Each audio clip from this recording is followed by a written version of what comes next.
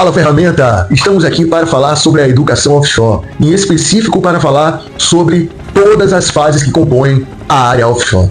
O que você precisa saber de verdade para poder dar aí os seus primeiros passos rumo à área offshore. Veja bem, uma plataforma petrolífera, essa estrutura metálica incrível, pesa em torno de 30 mil a 50 mil toneladas. Olha que incrível! É com certeza uma daquelas estruturas projetadas para enfrentar ondas de 10, 15 até 20 metros, sabe? Ventos com força de furacão e principalmente para bombear fluidos tóxicos sob pressões que literalmente esmagariam qualquer submarino nuclear. É um ambiente muito extremo. E por mais surpreendente que possa parecer, além do nosso material base, a parte mais complexa de construir esta verdadeira cidade de aço, construir e operar, a parte mais complexa não é a engenharia pesada não. Sabia disso? É a burocracia. E aqui você vai saber como tudo funciona, pelo menos um resumo sobre como funciona a educação offshore dentro dessa anatomia, dessa mega operação em relação à área offshore. A percepção geral, com certeza, foca quase que inteiramente na força bruta, no trabalho dos metais, no óleo, na parte realmente operacional, na chama que sai daquela chaminé que chamamos de flare. Mas essa fonte que a gente está analisando revela uma realidade muito mais sutil e bem mais intrincada em relação ao que é de fato a área offshore. E o que solta os nossos olhos nessa questão é que a gente está lidando com um ecossistema completo. Não é somente colocar a tubulação na água e pronto não, tá? O objetivo desse conhecimento para você é realmente destrinchar esse material, para que você compreenda todos os comos, todos os porquês, que permite toda a humanidade estar extraindo a energia dessa profundidade em um dos ambientes mais hostis que temos em nosso planeta. E é realmente, de fato, o tipo de conhecimento que você precisa para se destacar em qualquer entrevista de emprego. É justamente o que você precisa, é a chave para abrir a porta para realizar o seu sonho. Porque o QI, ele existe. O apadrinhamento, ele também está existindo. Mas para quem não tem apadrinhamento, para quem não tem o QI, é preciso estudar. É preciso obter o conhecimento. Para quem nunca embarcou, para quem não tem a sua experiência prática, não tem como você ingressar somente dizendo que fez NRs, que fez o salvatagem, que fez o HILT. Se você não conhece, não tem pelo menos experiência teórica. Quando você está frente a frente com o seu recrutador, ele quer saber da sua vida é o seguinte: o quanto você tem investido para você conhecer mais. Quando eu falo de investimento aqui, eu não estou falando somente em dinheiro comprando curso, estou falando sobre o seu tempo, o quanto você está se dedicando para aprender mais e mais sobre aquilo que você quer trabalhar. Isso sim vai falar por você, isso sim vai mostrar para quem está te observando o quanto você está se dedicando para poder ingressar naquela hora. Não basta só dizer que é o sonho trabalhar embarcado, não basta só dizer que quer trabalhar embarcado. O que você está fazendo para trabalhar embarcado? O quanto você está conhecendo? O quanto você está se enchendo de conteúdo? E são justamente essas questões que vai te deixar forte para quando a oportunidade bater na sua porta, você aproveitar com toda a força, com toda a energia. Por isso, mantenha o seu foco e a concentração no conhecimento que eu garanto vai abrir portas independente de QI, independente do padrinho aparecer ou não. Se aparecer alguém para ajudar, bacana, mas não confie no galho da árvore não, confia nas suas asas, estude, obtenha o conhecimento certo, e na hora certa a oportunidade aparece e você aproveita, tá certo? É assim que funciona. A fundação de toda essa cadeia de eventos começa, na verdade, nas agências reguladoras, sabe? Tipo a ANP, Agência Nacional do Petróleo aqui no Brasil.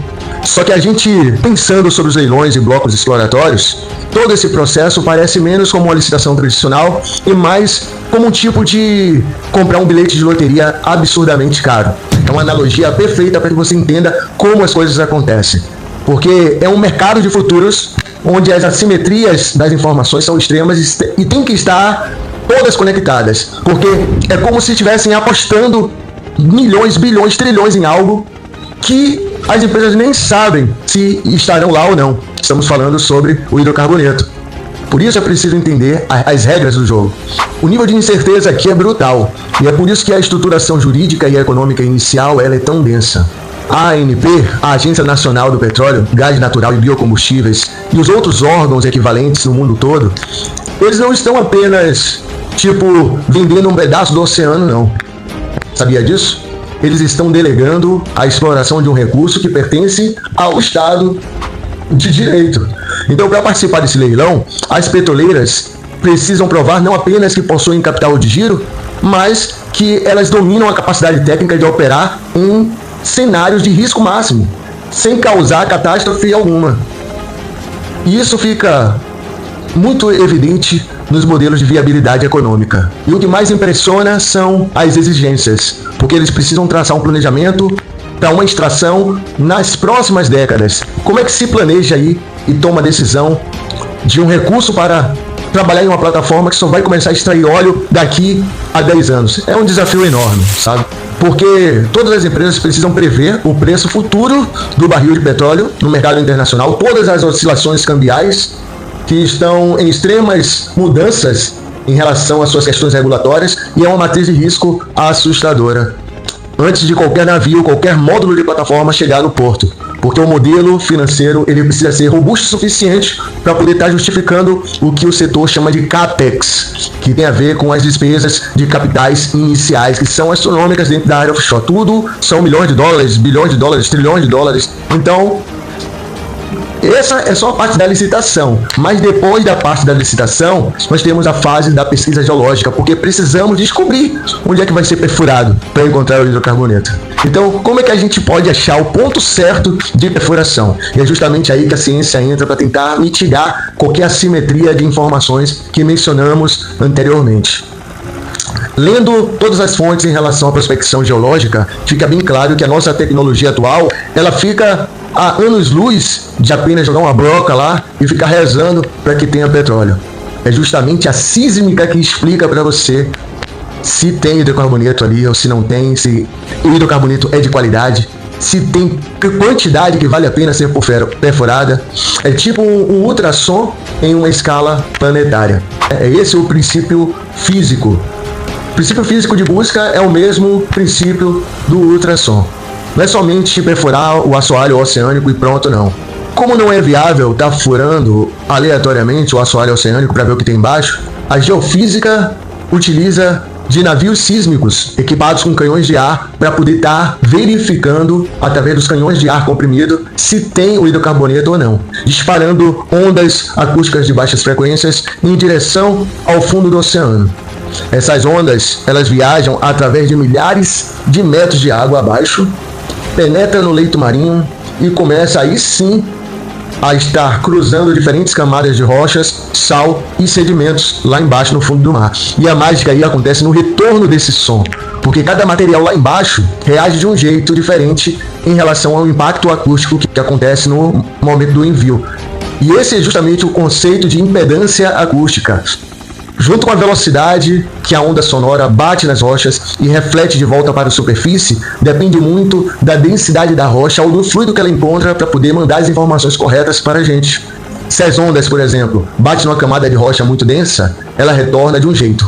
Mas se cruza com um domo de sal ou uma rocha porosa cheia de hidrocarboneto, por exemplo, esse eco no retorno sofre alterações específicas. Então, existem cabos de milhares de extensões repleto de hidrofones hipersensíveis. Eles captam esses ecos e aí transforma todas as informações em dados brutos. E os geólogos nos navios fazem essa leitura, transferindo assim em documentações sobre a existência ou não existência do hidrocarboneto naquele lugar, convertendo essas ondas, esses ruídos em mapas 3D para poder nos revelar justamente os reservatórios que estão lá a metros, milhares e milhares de metros a fundo do mar. Que incrível, né?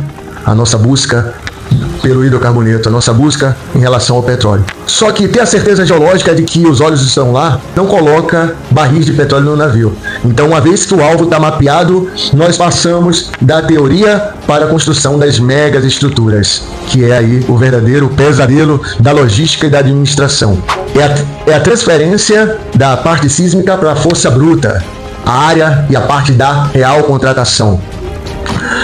São exigências mecânicas limítrofes, sabe, em relação à operação offshore. E essa perfuração é feita por plataformas semissubmersíveis ou navios sondas.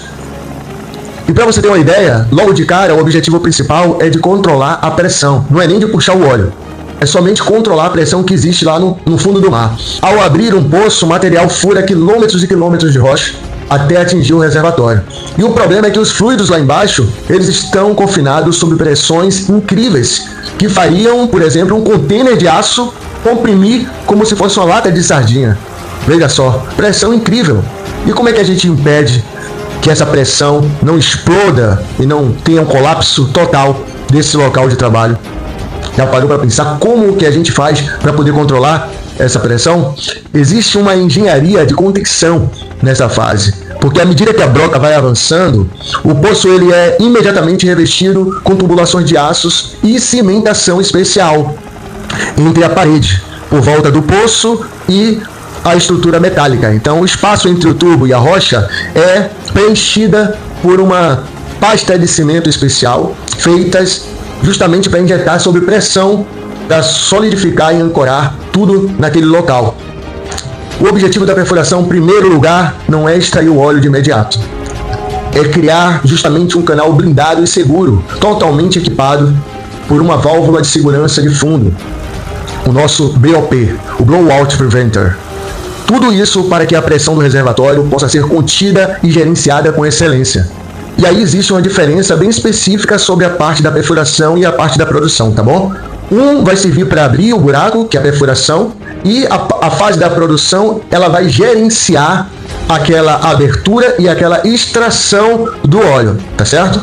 Para que seja entendido, compreendido. A fase da perfuração vai regular, manter a pressão, dominar aquela pressão local, e quando a fase da perfuração acaba, é selado o poço para entrar em cena os nossos navios FPSO, a unidade flutuante de produção, armazenamento e transferência do hidrocarboneto e dos outros gases, dos outros componentes derivados do petróleo.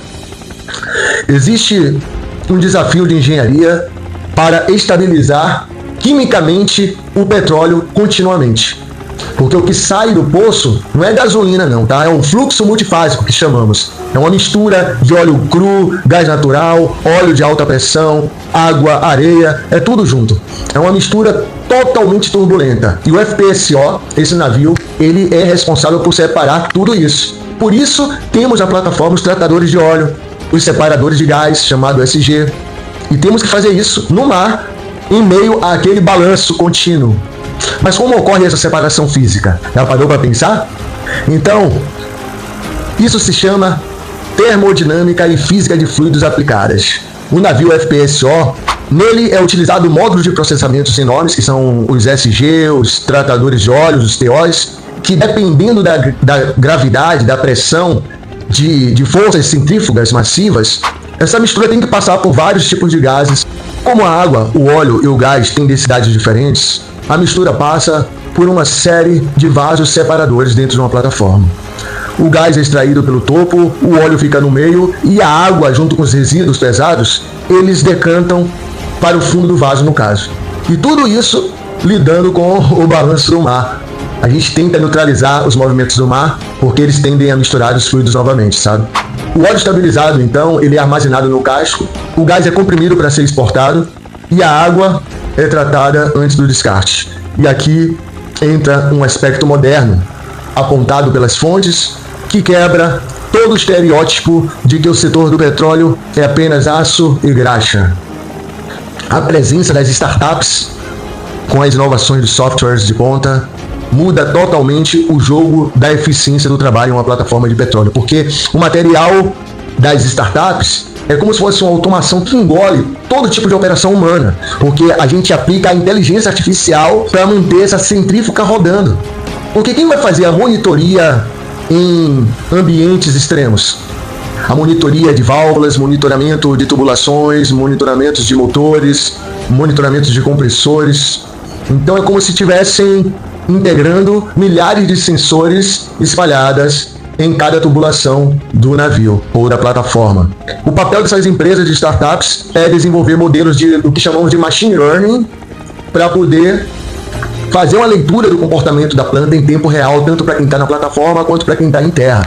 É como fazer uma manutenção preditiva, porque trocar uma válvula, um motor em terra é uma coisa, mas trocar um equipamento a todo momento, a mais de 300 km da costa, sobre aquela pressão que a gente trabalha, é outra realidade, é outra coisa. Então entender esse monitoramento, a importância da startup também é muito bom para você ter uma ideia do quanto a tecnologia, também o avanço tecnológico de IAs já está alcançando a gente aqui na plataforma de petróleo. Esses aparelhos, eles mandam alertas com toques mínimos, te comunicando que existe algum problema, alguma problemática ali naquele local, fazendo com que a gente anteceda com esse monitoramento, anteceda com esse supervisionamento, com essa troca de peças se for necessário, antes que aconteça algum incidente ou acidente.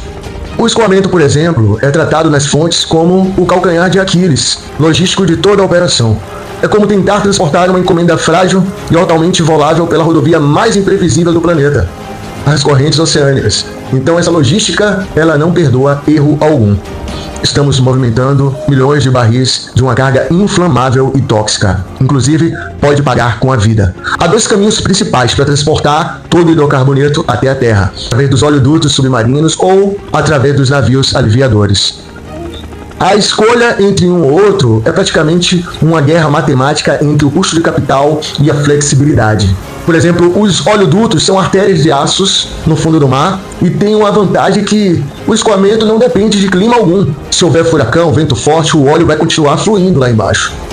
Mas, em compensação, o investimento é monumental. Requer embarcações de lançamentos ultra especializadas e a manutenção exige aqueles robôs submarinos, os drones submarinos, os ROV. Já com os navios aliviadores, chamados de Shuttle Tanker, eles dão mais flexibilidade, porém o nível de tensão operacional é maior. O que chamamos de offload, tá? É uma das manobras mais críticas da indústria porque requer que o navio se aproxime da plataforma FPSO em mar aberto e mantenha uma posição milimetricamente alinhada usando sistema de alinhamento direto. E esses propulsores são controlados por computadores. E aí, ao passar o hidrocarboneto, eles levam para a Terra. Mas uma rajada de vento pode colocar esse serviço todo a perder. Por isso o rigor das normas de segurança, elas não são só formalismo não. Elas precisam estar lá atentas para poder fazer tudo funcionar com segurança. E essa parte é o coração de toda a etapa. E a engenharia offshore não opera nada achando que os acidentes são inevitáveis não. Elas sabem, toda a engenharia de segurança, elas sabem que todo sistema é falho. Por isso que os navios têm cascos duplos, válvulas de fechamentos automáticos e toda a tecnologia disponível para poder evitar qualquer acidente e qualquer incidente. E assim como tudo na vida, o poço também chega ao fim. O poço seca, chega ao fim da operação. E aí vem a parte do descomissionamento e a fase do abandono da plataforma. E eu tenho que fazer um ponto crítico contigo em relação ao descomissionamento. A lógica corporativa busca maximizar os custos, porque uma plataforma desativada é um passivo milionário. Deve ser tentador e muito mais baratinho fechar os postos e largar tudo lá, sair fora. E até empresas faziam isso. Mas como agora o pessoal está se garantindo de que no final do serviço todos vão ajeitar o ambiente de trabalho antes de largar tudo lá? Existe algo chamado garantia financeira prévia. Na parte do leilão, na parte da licitação, a aprovação do projeto está condicionada à criação de fundos de garantias rígidos, desde o dia zero até o dia do abandono. É um tipo de seguro bilionário que é retido durante todo o processo justamente para garantir o velório da plataforma, o final de trabalho, para ter esse dinheiro garantido para a limpeza bem antes do óleo acabar. E o desmantelamento é complexo, tá? Tem que rodar a engenharia de trás para frente com material fadigado por 30 anos de uso de corrosão, injetando tampões de cimento nos poços, lavar todas as linhas para remover os óleos dos hidrocarbonetos, usar navios guindastes para içar milhares e milhares de toneladas e tudo isso para remover toda a estrutura sem causar desastres ambientais em um único minuto. No documento também traz uma alternativa, que é o reaproveitamento das estruturas, não somente abandonar, mas procurar uma solução para uma nova vida de toda a estrutura, porque desmontar tudo aniquila principalmente empregos locais, e o custo energético para estar derretendo todo o aço também é brutal, um custo muito alto. A economia circular, e a gente não vê como sucata, e ao que chamamos de infraestrutura já testada. Realizamos também a injeção de carbono, CO2 capturados durante as indústrias no continente. A gente injeta de volta o gás carbônico lá nas rochas, de volta à terra. Olha que maravilha! Então, a gente comprime o dióxido de carbono e injeta de volta na rocha porosa naquele reservatório exatamente que acabou de ser esvaziado. Isso minimiza muito os impactos ambientais. É uma inversão total do fluxo. É brilhante essa ideia. Existe também o programa Hip to Rips, que são os programas em relação à biologia marinha, para poder fazer aquelas estruturas que vão ser abandonadas como um tipo de depósito, né? Eles cortam praticamente a parte de cima da plataforma, que pode levar, e o resto vira um recife artificial protegido, e é um impacto socioeconômico ambiental ditando essas regras. Corta-se a parte superior e o leito oceano, ele ganha um recife oficial. E o impacto em relação a questões ambientais ele é minimizado. E isso traz pra gente uma alusão muito boa, porque acompanhar a vida de uma operação offshore mostra que atuar na área do petróleo vai muito além de estar perfurando e produzindo o fundo do mar. É uma orquestra em que toda fase tem que trabalhar em sincronia com todas as outras fases. Existem direitos nacionais, direitos internacionais, física acústica, termodinâmica, modelos estatísticos, vai tudo muito além dos debates polarizados. Não importa questões políticas, o que importa é admirar essa engenharia rigorosa que mantém tudo operando. São engrenagens e engrenagens invisíveis que mantêm toda a estrutura civilizatória funcionando. Porque você depende da gasolina, depende do shampoo para passar no cabelo, depende do sabonete, do diesel, dos plásticos, e tudo sai do petróleo, tudo começa nessa tecnologia incrível. E esse é justamente o nosso legado, é o que podemos fazer para as pessoas que estão se apaixonando pela área offshore. E esta é a magia da área offshore. Acabamos de falar sobre a educação offshore de uma forma como você nunca viu, eu acredito, porque não existem materiais como esse em relação a toda a estrutura, né? Não, pelo menos eu não achei ainda. E se surgir aí, vão ser materiais novos e serão super bem-vindos, tá? Porque é muito bacana a gente dividir conhecimento, e é esse o nosso papel, de estar dividindo conhecimentos bacanas para poder te ajudar a alcançar um lugar à sombra. E não esqueça, quanto mais você conhece, quanto mais você aprende, melhor você ganha. É um prazer enorme. Você que chegou até aqui pode saber que você é um diferencial nessa estrutura de busca por oportunidade para trabalhar e embarcar em uma plataforma de petróleo, porque somente as pessoas que estão realmente afim de uma mudança de vida, a fim de investir na sua carreira, só para as pessoas que já viram a possibilidade de viver bem através da área offshore, que ficarão até o final para aprender de fato, porque ela não quer mostrar para ninguém que está aprendendo, que sabe, ela quer mostrar para ela. Ela quer se desenvolver, porque é assim que eu pensava, é assim que as pessoas que eu vejo, que têm uma visão de progresso de vida, né? Tem uma visão para evoluir, E se você gostou de saber um pouco mais sobre educação offshore, deixa o seu like, faz um comentário pra gente, uma crítica, se tiver alguma crítica, ou algo que você não tenha gostado, ou algo que você gostaria de estar ouvindo, que a gente trouxesse para você, para agregar em relação ao seu conhecimento, à sua vida. E a nossa intenção principal aqui é fazer com que você tenha conhecimentos necessários para que você embarque o mais rápido possível, se, no seu caso, a sua intenção é trabalhar embarcado. Se for apenas curiosidade, uma questão de conhecimento, aprendizado, conte com a gente também para agregar em sua vida. Porque a área offshore é a minha vida. É a área que eu estudo, é a área que eu trabalho, é a área que eu ensino. E ensinar para mim é um privilégio. Ter a sua companhia aqui também é um privilégio. Mostra que o nosso trabalho está dando certo. E eu acredito muito que a educação é a ferramenta mais transformadora de vida que existe na Terra. Através da educação que você consegue um bom salário, através da educação que você muda a realidade da sua mãe, do seu pai, da sua esposa, dos seus filhos, da sua família. É nisso que eu acredito, porque foi a educação que transformou a minha vida e transforma até o dia de hoje e vai transformar sempre. Tá certo? Conte com a gente para agregar em sua vida. E você que ficou até aqui, caso você se interesse em trabalhar, embarcar em uma plataforma de petróleo, eu vou deixar aqui embaixo o nosso link de acesso ao nosso curso básico sobre trabalhos offshore, onde a gente ensina todo o passo a passo, todo o caminho, tudo o que você precisa saber e entender para aplicar e trabalhar em uma plataforma de petróleo. E mais, além de você ter todo o conhecimento nosso por 1 ano de acesso, tá certo? Você também ganha o nosso suporte e orientação, que é ter um contato diretamente conosco, comigo aqui, para estar te dando suporte, respondendo suas questões no WhatsApp, tirando suas dúvidas, te orientando, te falando sobre as empresas, sobre as oportunidades, sobre as vagas, sobre oportunidades que nem saem na internet. Você vai saber aqui com a gente, tá certo? Se interessou? Clica no link, realiza a sua inscrição, cai para dentro, que todos que fazem a inscrição no momento da compra, da aquisição do nosso serviço, nós enviamos sempre uma mensagem de boas-vindas. Eu pessoalmente envio um áudio para você, para te deixar seguro, para você compreender melhor que estaremos do seu lado, junto contigo, nesta sua busca, nessa sua caminhada. Principalmente você que não tem QI, não tem padrinho, o melhor é realmente ter a companhia ter um suporte de alguém já de dentro da área para te ajudar nessa jornada, tá certo? Você não precisa buscar por oportunidade sozinho, não. E o preço, o desconto que a gente está oferecendo é incrível. Clica lá e confere. Tô te esperando. Valeu! Acima! Fala, ferramenta!